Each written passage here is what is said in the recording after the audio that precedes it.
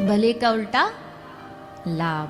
तो भला तुम दूसरों का करोगे और लाभ उल्टा तुम्हारा होगा। कितनी सिंपल सी बात है, सिंपल सा लॉजिक है। तुम दूसरे का भला करो और उस भले के बदले ठाकुर जी तुम्हारा लाभ करेंगे। पर हम उल्टा करते, अपने लाभ के बदले दूसरों को नीचे गिराते हैं, दूसरों को नीचे समझते हैं, दूसरों के साथ धोखाधड़ी करते हैं, दूसरों को अपने से छोटा समझते हैं। भैया संसार में वास्तविकता तो यह है कि संसार में छोटा कोई नहीं है। एक तिनके को आप छोटा समझो, उसको आप पैरों में, क्योंकि उसकी बेचारे की औकात ही क्या है, पाँव में कुचलता रहेगा, हवा में उड़ता रहेगा। तिनके का कुछ भी कोई भी औकात नहीं है, आप उसे छोटा मान बैठे। लेकिन वही तिनका, नेक्सा सा तिनका आंख में गिर जाए तो जीना हराम कर देगा, हमारा जीना दुर्लभ कर देगा। इसलिए भैया संसार में श्री तिनका कबहू न निंदिए, जो पावन तर होए, कबहू उड़ी आंखन पड़े तो पीर घनेरी होए। तिनका कभी न निंदिए, कोई छोटा समझ करके उसका निंदा करे, उसको छोटा होने का एहसास दिखाए तो नहीं भैया। कबहू उड़ी आंखन पड़े तो पीर घनेरी हो। तो संसार में हमें किसी का भला करने की आज्ञा, भला करने का उपदेश भगवान की कथा प्रदान करती है। अब हम उसमें से कितना चुन पाते, कितना नहीं चुन पाते, तो हम पे निर्भर करता है। हंस के सामने आप दूध रख दो तो वो जब उस दूध का पान करेगा तो खुद ही उस दोनों में दूध को दूध और पानी को पानी अलग करके फिर पान करेगा। अच्छा, अपना ही उदाहरण समझो। आप कहीं भोजन प्रसादी पाने गए हो, वहाँ पे बफे लगाए, सारी टेबल्स लगी हैं, ये भी है वो भी है, खाने को ये भी है, पर क्या सभी उठा करके आप खा लेते हो? नहीं, ऐसे भी होंगे, कुछ तो होंगे, मतलब उनको तो खैर प्रणाम है, पर अधिकतर तो भैया उसमें से आप चुनते हैं कि हमको ये पसंद है, ये नापसंद है, ये खाएंगे, ये नहीं खाएंगे। सब कुछ लगने का मतलब ये थोड़ी कि हमको सब कुछ ही खाना। हम चुनाव करते हैं कि ये हमारे सेहत के लिए बढ़िया, शायद ये हमको डॉक्टर ने मना किया, ये वाला नहीं खाना, घी वाला नहीं खाना, तला वाला नहीं खाना, मीठा नहीं खाना।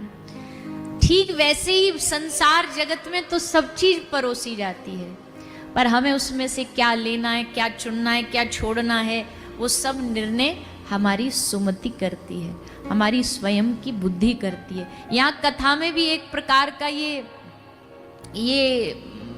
बफे ही लगा हुआ है कि आप आओ, सुनो, और सुन करके यहाँ जो जो बात आपको बढ़िया अच्छी लगे उसको चुन करके घर ले करके जाओ। श्रवण करो, श्रवण करके उसको चित्त में बसाओ। भैया भागवत जी तो इतनी सरल है, इतनी सहज है कि इतना भी कह दिया कि यहाँ से एक शब्द मात्र भी तुम ले गए ना, एक शब्द मात्र भी तुमने अपने जीवन का हिस्सा बना लिया, तो भागवत जी आपका कल्याण कर देंगे, श्रीमद् भागवत जी आपका उद्धार कर देंगे। तो आज आप यहाँ वैसे तो 7 दिन से सुन रहे हो, पर आज विशेष यहाँ बैठे हो ना, तो ये ठान करके बैठना कि यहाँ से आज हम कुछ अपने संग लेकर के जाएंगे। कथा के बाद में यजमान जी ने आपको लेकर के मिठाई का डब्बा दे दिया कि लो जी घर ले जाओ, ये आपके लिए प्रसाद है। ये तो बाह्यिक प्रसाद है, आंतरिक प्रसाद है। जब आप यहाँ भागवत जी श्रवण करके यहाँ का कुछ अंश, यहाँ का कुछ उपदेश अपने संग लेकर के जाओगे, जीवन की कुछ मर्यादाओं में रह करके आप जब कुछ अच्छा पाओगे, तो वो उस कथा का वास्तविक फल है, वो इस कथा का वास्तविक उपदेश है। श्रीमद् भागवत जी भगवान की कथा हमारे जीवन को मर्यादा में रहना सिखाती है, मर्यादित रहना सिखाती है। गंगा जी 2 किनारों के बीच ना बहे और मर्यादा तोड़ दे तो क्या होगा? वही गंगा जी को सब जय हो गंगा मैया, जय हो गंगा मैया अपना डब्बा में भर भर के घर लाते हैं, बोतल में भर भर के घर लाते हैं। पर वहीं अगर गंगा जी के घाट पर हरिद्वार में, बनारस में बाढ़ आ जाए, मतलब गंगा जी दोनों अपने किनारों को तोड़ करके वहां के निवासियों के घर में घुस जाए, तो क्या अब उस गंगा जी की पूजा करेंगे? अब क्या करेंगे? डब्बा बाल्टी ले लेके वो गंगा जल को घर से बाहर फेंकेंगे, किसी भी तरह जल बाहर चला जाए। पहले गंगा जी को भर के ला रहे थे, क्यों? क्योंकि दो किनारों के बीच में मर्यादा में बह रही थी। पर अब जब वो किनारे टूट गए तो वही पूजनीय वंदनीय गंगा मैया को सब लेकर के बाहर जल उसका बहाएंगे कि घर सूख जाए, घर खाली हो जाए। वैसे ही भैया जीवन है। जीवन जब तक भगवत आश्रय में मर्यादित रह करके हम संत महापुरुषों की मर्यादा में रहकर जब तक जी रहे, तब तक ये जीवन वंदनीय। तब तक देखो मानव शरीर की कितनी जय हो होती है। आहा, संसार में मानव जैसा तन नहीं, मानव जैसा वो नहीं, कितनी इसकी वंदना की गई है। पर यही मानव तन जब बुरे कामों में लग जाता है तो इसमें और दैत्य में कोई फर्क नहीं बचता। फिर इसी मानव जाति की इतनी निंदा होती है, इतनी बुराइयां होती है कि अरे राम राम राम, मानव जैसा कोई, कैसा भगवान ने इसको बना दिया। तो भैया कहने का भाव है, भगवान की कथा हमें मर्यादा में जीना सिखाती, दो किनारों के बीच में रहना सिखाती है। और हमसे कोई पूछे कि जीवन में दो किनारे भक्त वैष्णव के जीवन के क्या हैं, तो एक है श्रद्धा और दूसरा किनारा है विश्वास। श्रद्धा और विश्वास के दो किनारों के बीच में भक्त का जीवन बहा करता है। एक तरफ उसे भगवान पर अटूट श्रद्धा है और दूसरी तरफ उसको भगवान पर अटूट विश्वास है, और इसी श्रद्धा विश्वास के सहारे वो अपना जीवन जीता है। संसार में विश्वास न हो तो क्या हम जीवन जी पाएंगे? अब आप सोचो, विश्वास है आपको किस पर? विश्वास है आपको इस सीमेंट की छत पर, तभी तो आप आराम से बैठे हो, फर्स्ट फ्लोर पे बैठे हो ना। तो आपको विश्वास है, नहीं तो विश्वास ना हो तो कि भैया पता नहीं कब टूट जाए, कब नीचे धंस जाए, कब हमारे हाथ पांव टूट जाए। आपको सोफे पे विश्वास है, चार इसके कोने हैं नेक से, इस पे भरोसा है कि ना देखो आराम से हम बैठे। और नहीं तो कथा में यही चिंता करते, अरे राम ये टूट गया, हम गिर गए नीचे, हाथ पांव टूट जाएंगे, फ्रैक्चर आ जाएगा। विश्वास है। गाड़ी में बैठते हो, चार पहिया पर कितना भरोसा है, चकाचक सोते हुए जाते हैं। चार मशीन पर भरोसा है कि ये हमें मंजिल तक पहुंचा देगी। हवाई जहाज में बैठ गए, बताओ इससे बड़ा विश्वास क्या हो सकता? हवा में उड़ रहा है, हवा में पूरा की पूरा शहर गांव लेके अपने संग उड़ रहा है, इंसानों को, सामानों को।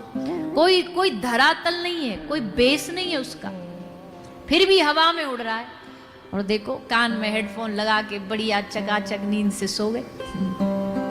कितना विश्वास है, कितना भरोसा है।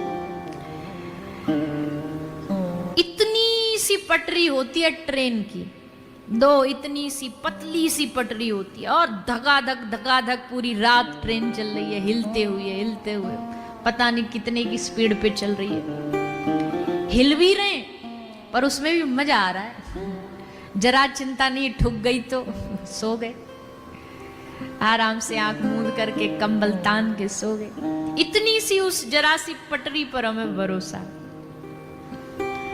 इस संसार भरोसे पर ही चलता है। पर जितना हमें संसार पे भरोसा है ना, जितना हमें छोटी छोटी चीजों पे भरोसा होता है, कभी कभी हम पता नहीं लोग, पर हमको थोड़ा थोड़ा सा ये जो बड़े बड़े झूले होते हैं ना, रोलर कोस्टर जिनको बैठते हैं, हमको बड़ा आनंद आता है उसमें बैठने में। कई लोग तो हमारे संग डर के मारे जाते ही नहीं कि ये वहाँ ऊपर टंगवा देंगे और फिर राधे राधे। तो कभी वहाँ देखो, एक इतनी सी बंजी जंपिंग होती है, वहाँ इतना सा तार लगाते हैं, इतना सा तार लगा के। अभी हम अगली कथा करने जा रहे हैं बाली में 21 तारीख से, 21-22 तारीख से इंडोनेशिया। तैयार रहना, वहाँ बंजी जंपिंग है। जो जाएगा उसको करनी पड़ेगी। पहाड़ से एक बार तो कूदवा के आएंगे। अब सोचो, अब इतना सा तार आदमी लगा के पहाड़ से कूद जाता है, तार पे कितना भरोसा है, उस एक तार पे कितना विश्वास होता है कि जान जोखिम में डाल के कूदे। और फिर भी उसको जान जोखिम में नहीं बोलते, क्या बोलते? बड़ा एडवेंचरस है, बड़ा मनोरंजक है। नेक्स्ट ही रस्सी टूटी और जय सिया राम गए काम से, पर वो मनोरंजक लगता है, वो एडवेंचरस लगता है, हिलेरियस लगता है, उस पे हमें भरोसा है। भैया जितना भरोसा हमारा संसार पे है, काश उसका 1% भरोसा हमें, 1% कह रहे हैं हम, ज्यादा भी नहीं कह रहे, संसार के बराबर भी नहीं कह रहे, संसार में जितना भरोसा उसका 1% भी हमारा ठाकुर जी पर हो गया, भगवान पर हो गया, तो बस माला माल मौज हो जाएगी, इतना सा भरोसा हो जाए। पर क्षमा करिएगा, भक्तों की बात नहीं कर रहे हम, पर अन्यथा तो लोगों को 1% पर भी भगवान पे भरोसा नहीं। भरोसे में किसके जी रहे? बुरा नहीं मानिएगा भैया, हाथ जोड़ के हम प्रार्थना करते, किसके भरोसे जी रहे? ये अंगूठी पहन ली, ये वो कर लिया, ये ऐसा कुछ पा लिया, यंत्र बांध लिया जिससे हमारा शुभ हो जाए। मतलब जो जगत का मालिक है, स्वामी है, उसके निर्णय पर भरोसा नहीं है, एक अंगूठी पे भरोसा है। कितनी विचित्र बात है, उस भगवान पे भरोसा नहीं। बात बात पर हमारा भगवान से विश्वास डगमगा जाता है। आरती करते समय जरा सा दीपक भी बुझ गया तो बस हमारे विश्वास के पर खच्चे उड़ जाते हैं। अरे राम राम राम, पता नहीं क्या होगा आज, दीपक बुझ गया। अरे कुछ नहीं होगा, भगवान बैठा है ना, क्या उस पर इतना भी विश्वास नहीं? वो क्या तुम्हारा इतना भी सगा नहीं है? वो क्या तुम्हारा इतना भी सगा नहीं है? अपने मन के इन उलझनों से बाहर निकल जाइए, और ये उलझनें तभी खत्म होंगी, इनसे बाहर तभी निकलेंगे जब हमारा भगवान पर भरोसा दृढ़ होगा, मजबूत होगा, पक्का होगा। भक्त के लिए कुछ शुभ अशुभ नहीं होता भैया, संसारियों के लिए बहुत शुभ अशुभ होता है। ऐसा कर रहे थे, ये हो गया, महाराज जी अशुभ हो गया, अब क्या करें, बड़ी गड़बड़ हो गई। माला कर रहे थे, माला हाथ से छूट गई, अशुभ हो गया, अब क्या करें। ये शुभ अशुभ संसार के लोगों के लिए होता है, भगवान के भक्तों के लिए तो एक ही शुभ है, भगवान की स्मृति बनी रहे, यही शुभ है, यही पुण्य है। भगवान की स्मृति छूट गई, इससे बड़ा कुछ अशुभ नहीं है, इससे बड़ा कुछ अशुभ नहीं है। इसलिए भगवान पर विश्वास को मजबूत करिए। हम कहते हैं आप कथा सुन रहे हैं, बड़ी अच्छी बात है, आपने कथा सुनी 7 दिन तक, बड़ी अच्छी बात है, भगवान की बड़ी कृपा रही। नहीं तो आजकल भैया कौन किसकी सुनता है। कोई घर परिवार में भी हमको प्रवचन देने लग जाए तो हम कहेंगे बस बस बहुत हो गया, अब ज़्यादा प्रवचन न ठोको, इतना ही बहुत है। पर देखो यहाँ हम कथा सुना रहे, प्रवचन सुना रहे, आप कैसी शांति से श्रद्धा से सुन रहे हो, सुन भी रहे हो, संग संग में कोई बढ़िया बात आती है, वाह हाँ बढ़िया, सही कह रहे हैं सही बात है, तो सुन भी रहे हैं और कुछ शायद मानेंगे भी, ऐसी हमको आशा है। केवल सुन भर नहीं रहे, उसमें जो बात अच्छी लगेगी उसको मानेंगे भी। तो आप श्रवण कर रहे हैं, अपने जीवन की सबसे कीमती चीज आप इस व्यासपीठ को दे रहे हैं, समय दे रहे हैं, तो भैया आज यहाँ से उस समय का लाभ भी प्राप्त करके जाइए। और वो लाभ यही है कि अपना प्रभु के प्रति खूब विश्वास रखो, भगवान के नाम के प्रति विश्वास रखो। एक माता हमसे आजकल में मिलने जब आई तो आके पूछ रही थी कि हमने नाम की खूब महिमा सुनी है, भगवान के नाम की, तो क्या भगवान के नाम से ही सब कुछ हो सकता है? हमने कहा भैया भगवान के नाम से सब कुछ हो सकता है, जब तक तुम्हें ये विश्वास नहीं होगा तब तक नहीं होगा। जब तुम्हें विश्वास हो जाएगा कि नहीं भगवान के नाम से सब हो सकता है, तब देखना फिर सब होना शुरू हो जाएगा।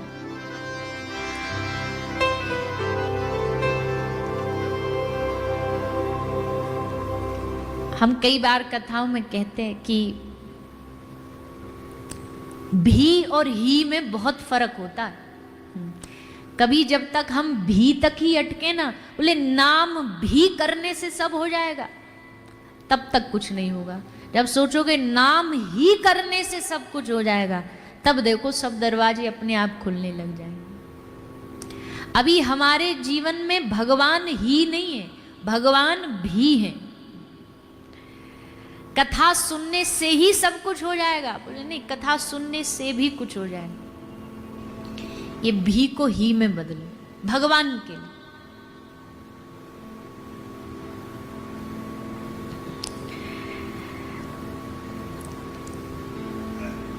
भगवान श्री पंढरीनाथ के शरण में एक बार भगवान के परम उपासक श्री नामदेव जी महाराज की अपनी एक टोली थी, भक्ति संतों की टोली थी।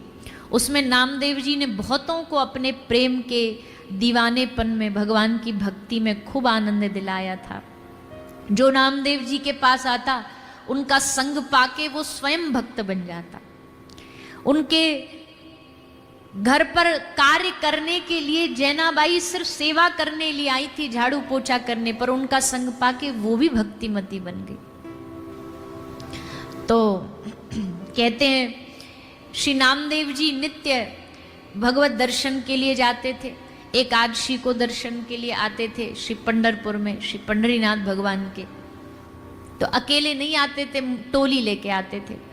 तो उनकी टोली में उनके संग सेन नाई और एक कुम्हार था, भगवान का भक्त गोरा कुम्हार। इन दोनों को संग लेकर के श्री पंढरपुर में श्री विठोबा के दर्शन करने पधारे। तो जैसे दर्शन करने पधारे, सब लोग जय जयकार कर रहे, गा रहे संकीर्तन, राम कृष्ण हरि जय जय राम कृष्ण हरि, पांडुरंग हरि जय जय पांडुरंग हरि। सब उद्बाहु होके खूब नाच रहे, गा रहे। श्री नामदेव जी महाराज भी आनंद ले रहे। देखा पंढरीनाथ मुस्कुरा रहे, और मुस्कुरा के नामदेव जी से पूछा, नामा आज क्या हो गया, तू अकेले ही आया, सेन को अपने साथ नहीं लेकर के आया? जो सेन भगवान का भक्त था और जो कि नामदेव जी के एकदम साइड में ही खड़े थे। तो भगवान ने कहा, तू आज सेन को संग लेके नहीं आया? तो श्री नामदेव जी को लगा कि मेरे संग खड़ा है सेन, और ठाकुर जी मुझे देख रहे हैं और सेन नाई को नहीं देख रहे। इसका मतलब इसने कुछ अपराध किया, इसके मन में कुछ दुर्भाव, कुछ गलत भावना आई है, जिसके कारण ठाकुर जी की दृष्टि इस पे नहीं पड़ रही। तो नामदेव जी जब दर्शन करके बाहर आ गए, तो उन्होंने सेन को बोला, सेन एक बात बता, क्या सोच के आया था यहाँ, किस भाव से आया था यहाँ? सेन नाई बोला, दर्शन करने आया था। तो दर्शन करने आज बोले, सच्ची सच्ची एक मन का जो दिल का भाव है वो बता, हमसे छुपाना नहीं। बोले हाँ हाँ, दर्शन ही करने आया था, पर वो हमने ये भी सुन रखा था कि पंढरपुर में पत्थर बहुत अच्छे अच्छे मिलते, तो हमारा नाई तो थे ही, ये हजाम का काम करते थे, तो उसमें औजार जो लगते हैं दाढ़ी वाड़ी काटने के लिए, तो बोले मैंने सोचा पंढरपुर दर्शन भी कराएंगे और साथ साथ में कोई बढ़िया सा पत्थर भी ले आएंगे जिसपे हम अपना औजार रोज घिस सकें, तो वो भी ले आएंगे और दर्शन भी कराएंगे। नामदेव जी ने पकड़ लिया, बोले यही गलती हो गई तुझसे, यही ठाकुर जी ने तेरी गलती पकड़ ली। क्यों? क्योंकि तू दर्शन भी करने आया है, दर्शन भी कराएंगे और पत्थर भी ले आएंगे अपनी औजार को घिसने के लिए, इसलिए ठाकुर जी की दृष्टि तुझ पे नहीं करी पड़ी। बावरे अगली बार जब आए तो ऐसा पत्थर लेने के भाव से ना। ठीक है महाराज, जैसी आपकी आ गया। अगली एकादशी फिर दर्शन करने आए, फिर दर्शन के लिए खड़े हो गए सामने। फिर ठाकुर जी श्री पांडुरंग ने मुस्कुरा के नामदेव को फिर टोका, बोले आज तो फिर भूल आया सेन को, फिर नहीं लेके आया। और सेन साइड में ही खड़ा था, तो श्री नामदेव जी फिर समझ गए इसने फिर कुछ अपराध कर दिया। तो फिर जब दर्शन करके बाहर आए, बोल भैया तुझे समझाया था ना कि ऐसा भाव लेकर के ना आना, फिर आज क्या सोच के आए? बोले ना ना ना, मैंने कुछ नहीं सोचा, मैंने तो बस इतना सोचा मुझसे गलती हो गई, जो पत्थर घर ले आया था वो वापस भी रखाऊंगा और दर्शन भी कराऊंगा। नामदेव जी बोले भैया ये भी वालों को भगवान देखता नहीं है, सामने भी खड़ा होगा ना तो भी नहीं भगवान की दृष्टि पड़ेगी। भगवान की दृष्टि केवल ही वालों पे पड़ती है जो केवल भगवान को ही देखने आए, केवल भगवान को ही देखने आए। तो भैया हम प्रार्थना करते, संसार में भगवत संबंधी कोई भी काम करो ना तो भगवान के लिए ही करो। मंदिर जा रहे हो, एक ही उद्देश्य रखो, भगवान की प्रसन्नता, भगवान हमें देखें, भगवान हमें देखें। अब भैया ये भाव लेकर जा रहे, दूध भी ले आएंगे और दर्शन भी कराएंगे। कुछ ना से तो हमारा, हम तो कहते ये भी बेहतर है कम से कम, पर जब और आगे बढ़ोगे ना तब फिर ये नहीं रहना चाहिए। तब तो केवल मंदिर में ये भी मांग लाएंगे, वो भी मांग लाएंगे, दर्शन भी कराएंगे। नहीं, जाओ तो केवल दर्शन करने जाओ, केवल दर्शन करने, केवल भगवान की प्रसन्नता के लिए। मंदिर क्यों जाना चाहिए? मंदिर जाने का उद्देश्य क्या होना चाहिए?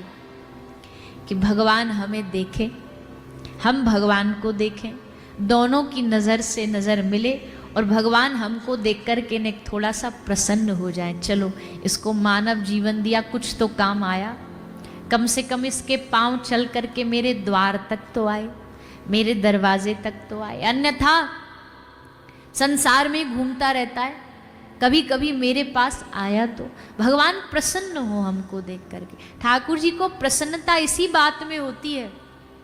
और कोई आदमी कोई बिजनेस करता है, संसार में रहता है, गृहस्थ निभाता है, बाल बच्चेदार है, वो अगर भगवान के सामने कभी समय निकाल के उपस्थित हो जाता है ना तो ठाकुर जी किसी सन्यासी से भी ज़्यादा प्रसन्न उस पे होते हैं।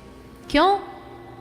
भगवान को पता है साधु सन्यासी बाबा जियों के पास तो हमारे अलावा कोई काम ही नहीं है, पर इस बेचारे को देखो, इसके जीवन में कितने काम हैं।